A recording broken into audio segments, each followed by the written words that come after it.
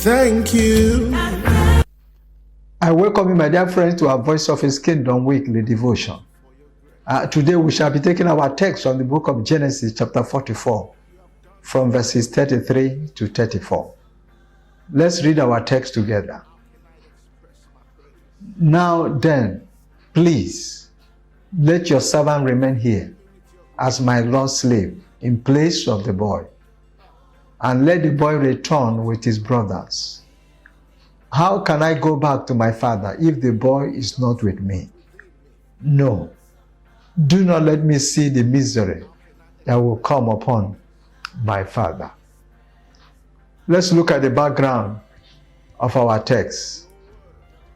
Now we can see that Judah fulfilled his promise to Joseph in chapter 43 to bring back his youngest brother Benjamin, as requested by Joseph.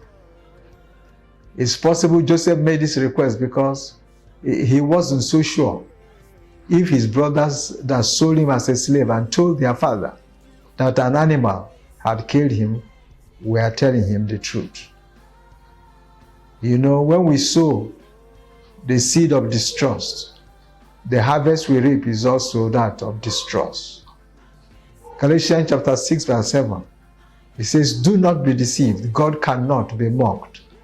A man reaps what he sows. So Joseph bids his brothers farewell after filling their sacks with grains and returning the silver coins they had paid into their sacks as well. However, he decided to create a moment of anxiety for the brothers by inserting his personal silver cup into the sack of Benjamin. And when it was discovered, he threatened to hold him back as his slave. Again, Judah intervened and pleaded for mercy on behalf of Benjamin and requested to be taken as a slave instead of Benjamin for the sake of their aged father. And of course, the promise he made to him that Benjamin will be saved and will be brought back to him unhurt. What are the key lessons from our text? Number one key lesson here is that God chooses us to carry out specific assignments for Him at any given point in time and gives us grace to be able to do so. 1 Corinthians chapter 15, 9 to 10. Apostle Paul talks about the calling he received to preach the gospel of grace to the Gentiles, not because of any special gift, but of God's mercy.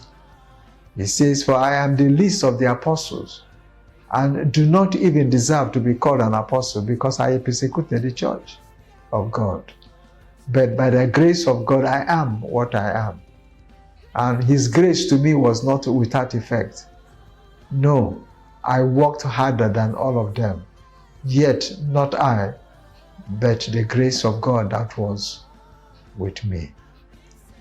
The second lesson from our text relates to the fact that sin has consequences, and anyone involved will bear them someday. God forgives sin, but it could have scars. It could.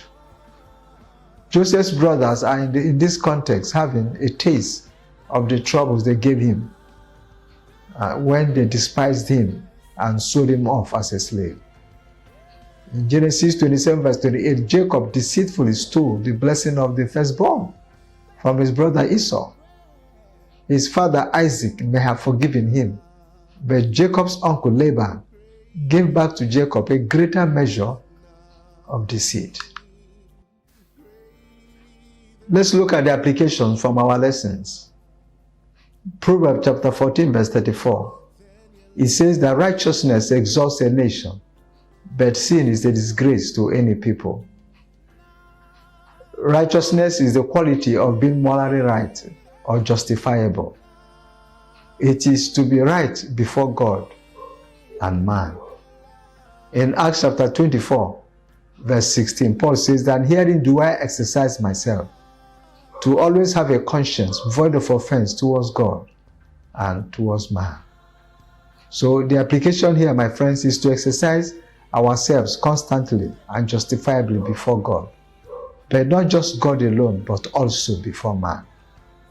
It's not enough to claim to be right before God, but not before man. God bless you, and thanks for watching.